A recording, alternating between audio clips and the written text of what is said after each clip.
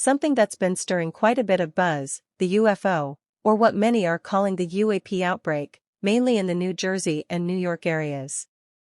Now, if you've been following the news, you might have heard that the government and mainstream media are suggesting this whole thing is winding down.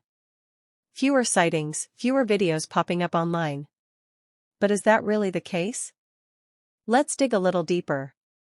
Government's take versus reality. So, according to the media, the so-called crisis is over. Fewer clips are circulating, and it feels like the story is being pushed under the rug. But here's the twist. There are reports, though unconfirmed, that new footage, especially from areas near military bases, is being taken down or demonetized almost as soon as it's uploaded. Now, I haven't had any spooky agencies knocking on my door just yet, but it does make you wonder. FAA's contradiction, while the official line is that these sightings are just drones or regular aircraft that people are misidentifying, there's a glaring inconsistency here. The FAA, unlike the government, seems to think there's more to investigate. They've expanded their search area and are tightening restrictions on legitimate drone operators. Why the continued effort if this is just a case of people suddenly noticing things that were always there? Historical context. What's fascinating is that this isn't the first time we've seen objects like this. Similar phenomena were reported by the U.S. Air Force 70 years ago, way before drones were a thing. These weren't just random sightings either. People described objects moving in ways that don't match up with what we know of conventional aircraft. Recent developments and FAA actions. The FAA's recent actions speak volumes. Initially, they set up drone exclusion zones in 22 districts in New Jersey.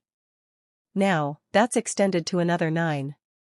And despite the clampdown, sightings are still coming in from places like Somerset, Ocean, and Bergen counties. Public interest hasn't waned either. Yet, officials maintain there's no national security threat here. But not everyone in power is on the same page. Local authorities speak out. Ocean's County Sheriff Michael Mastronardi shared an encounter where their police drone couldn't keep up with mysterious aircraft. They even sought federal help to deal with these incidents. Meanwhile, Congressman Jeff Van Drew raised alarms about these drones possibly being foreign surveillance devices. But here's the kicker. Why would foreign agents make their drones so visible? It just doesn't add up. Commercial drones versus UAPs. Let's talk about the theory that these are just commercial drones. Yes, drones can do some impressive things, but they don't usually carry the kind of bright, strobe-like lights we've been seeing. Plus, in all the reported sightings, not a single drone has crashed or been recovered, which seems pretty unlikely if these were just regular drones. Historical sightings and patterns. Looking back, this isn't new.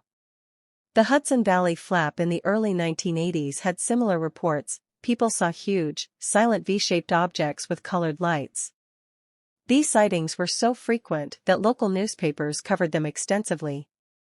And much like today, the explanations were varied, with some pointing to pranksters flying in formation, but many dismissed that idea because the behavior of these objects didn't match up with typical planes. Modern-day parallels and conclusion. Fast forward to today, and we're seeing similar objects, now dubbed UAPs, being tracked by military personnel. The Pentagon even recently declassified footage that looks strikingly similar to what's being reported now.